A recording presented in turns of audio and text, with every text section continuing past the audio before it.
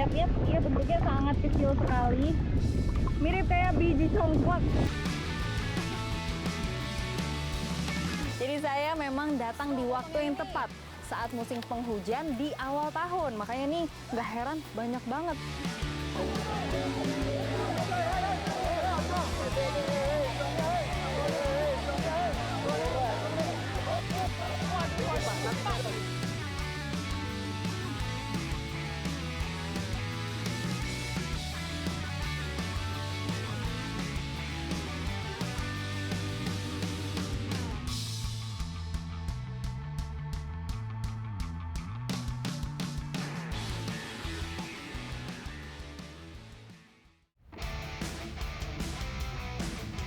Sebagai sungai terpanjang di Pulau Jawa, Bengawan Solo menjadi ekosistem yang kompleks bagi berbagai jenis makhluk hidup, salah satunya adalah biawak.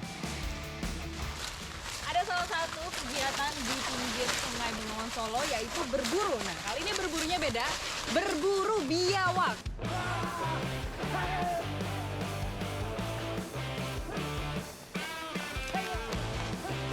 Nah, itu anjingnya mulai menggonggong masuk ke dalam lubang yang ada di bawah sana.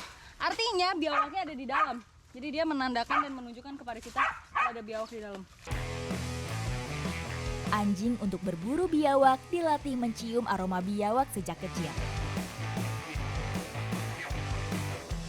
Lokasi persembunyian biawak kali ini tepat berada di kawasan kebun bambu Barongan. Jadi sekarang kita mau mencoba mengepungnya dengan cara menyodok dari segala sisi. Ada yang di sebelah sana, sana, dan saya bagiannya di sini.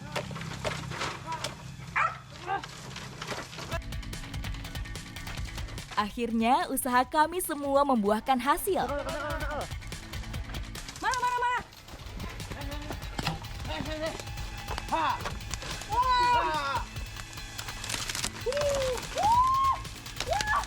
Gede banget ini! Mantap. Awas, duri, kita pinggirin dulu. Dapat satu biawak! Dapat satu biawaknya, dan ini cukup besar memang. Ini beratnya bisa sampai mencapai 5 kilo. Luar biasa.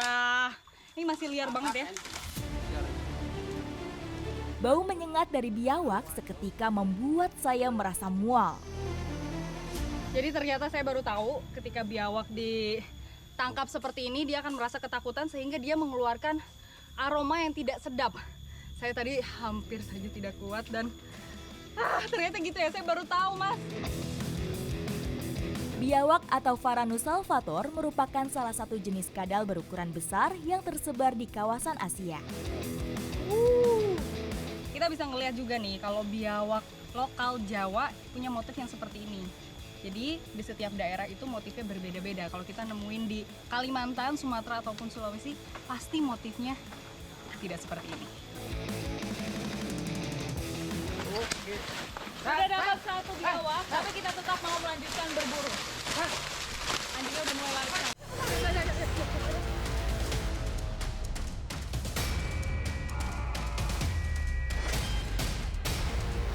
Satu ekor biawak lagi berhasil kami dapatkan. Dapat satu biawak lagi, tapi memang tidak sebesar yang tadi ya. Lebih kecil. Iya ya. Cepet banget memang kalau anjing sudah berburu nih. Pak, ini kenapa ini, Pak? Ini mau ganti Kulit. kulit. Biasanya, para pemburu ini akan menjual biawak hasil tangkapan seharga Rp15.000 per kilogram. Sudah dapat 2 biawak dan saya rasa cukup. Karena selain dijual, biawak-biawak ini memang biasa dikonsumsi oleh masyarakat sekitar. Rasa lapar akibat lelah berburu membuat saya tak sabar untuk menyantap hidangan ekstrim satu ini. Biawak hasil tangkapan kita mau diolah menjadi rica-rica biawak. Biasanya rica-rica ayam, kali ini beda. Rica-rica biawak terlihatnya ekstrim, tapi katanya rasanya mantap. Jadi kita coba nanti ya. Sekarang saya lagi siapin dulu bumbunya. Rica-rica adalah bumbu super pedas yang terbuat dari campuran cabai dan rempah-rempah.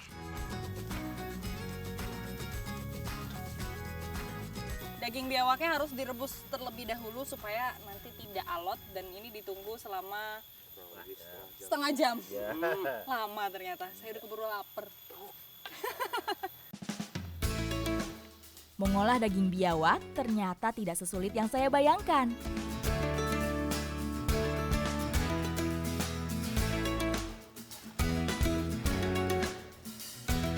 Ini rica-ricanya sudah mengering, berarti tinggal kita santap aja. Mana mas, piringnya mas?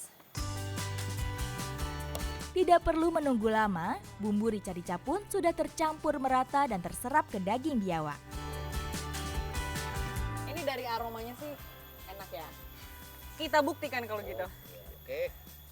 Nah, ini daging-dagingnya nih. Mayus. Meski terbilang ekstrim, cita rasa daging rica-rica biawak ternyata cukup enak di lidah saya. Ini kalau dirasa-rasa dagingnya itu mirip seperti daging ayam. Cuma bedanya dia lebih kenyal.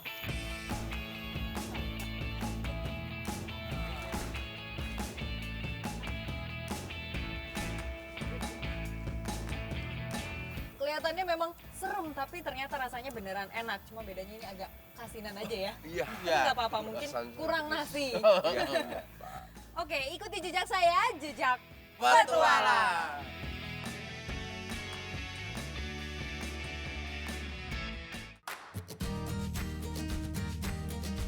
Sebagai negara maritim, Indonesia memiliki kekayaan laut yang luar biasa besar.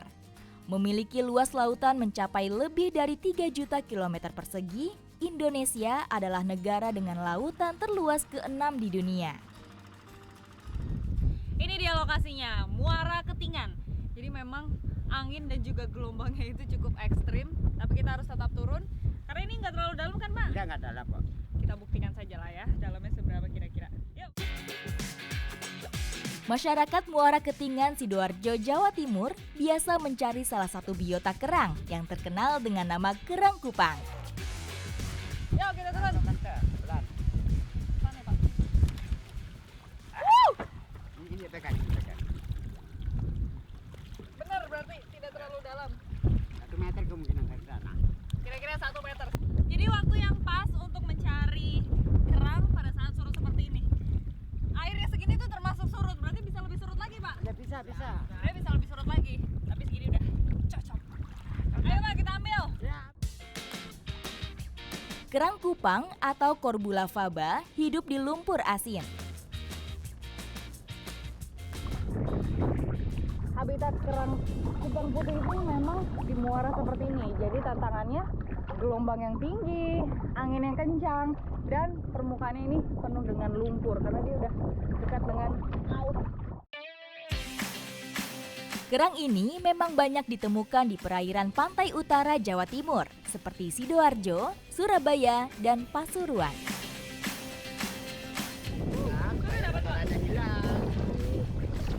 Oh iya udah dapat. Cepet banget dapetnya, jadi memang banyak sekali di sini. Ini di bawah saya nih memang banyak banget. Berasa di kecil-kecil. Disebut kupang karena memang kupang adalah istilah yang merujuk pada kerang berukuran kecil, seukuran beras atau kacang kedelai.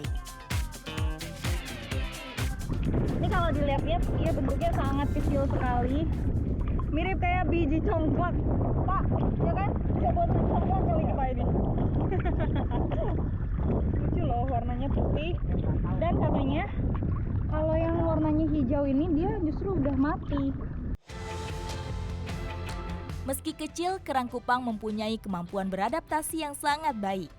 Sifatnya yang suka bergerombol membuat kerang ini termasuk makhluk invasif, yakni mampu menguasai satu wilayah. Kalau dapat nih, kita raba-raba dulu.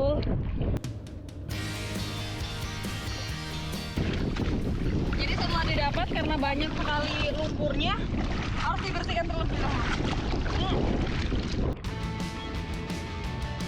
Sesar merupakan jaring sekaligus alat utama yang digunakan untuk menyerok kerang kupang. kaki di atas tanah. Menarik sekali nih. Jadi selain bawa alat ini, seser, kita juga bawa jerobong beserta bannya. Jadi setiap kemanapun kita pergi, tinggal masukin aja kerannya ke dalam sini. Waktu yang ideal untuk mendapatkan kerang kupang adalah ketika air laut surut atau pada sore hari. Hal tersebut tentu juga sebagai cara supaya tidak terlalu terpapar panasnya sinar matahari. Ini nih, memang salah satu keuntungan kita membawa ban ini. Karena sambil diikat di pinggang Bapak. Jadi dia nggak akan pergi kemana-mana, selalu mengikuti kita.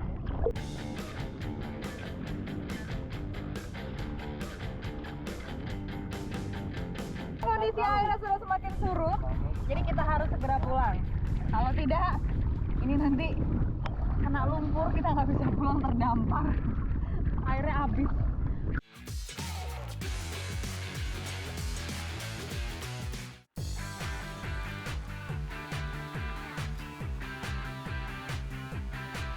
Supaya bisa dikonsumsi, kerang kupang mesti diolah terlebih dulu dengan cara direbus.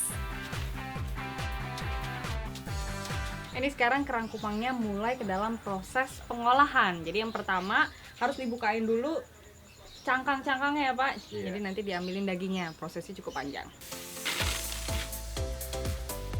Di desa Balongdowo, Sidoarjo, hampir semua masyarakatnya berprofesi sebagai pengolah kerang kupang.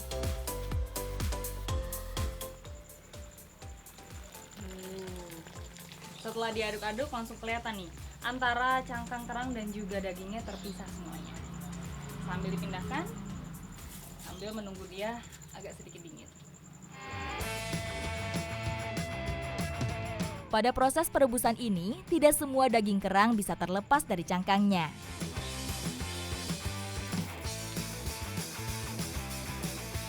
Sehingga sebagian lagi harus melalui proses pencucian.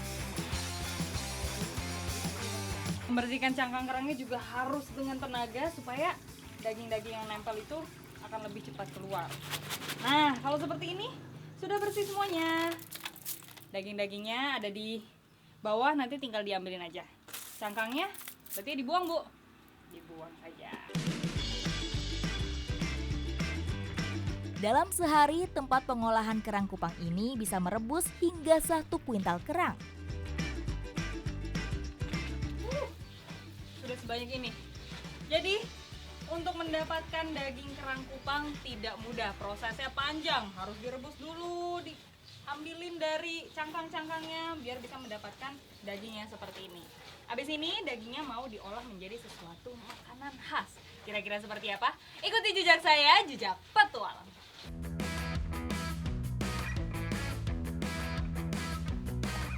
Bumbu masak sederhana sudah cukup untuk mengolah kerang putih ini. Cukup dimasak sebentar saja, oseng-oseng kerang kupangnya sudah matang. Kayaknya nggak perlu lama-lama, Mas. Iya. Udah berasa aromanya, berarti udah siap untuk diangkat.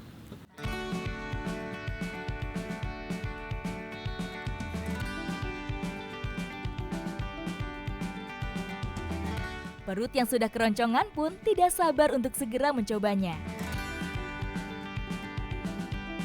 Tekstur dari kerangnya itu juga kenyal-kenyal. Enak banget, Mbak.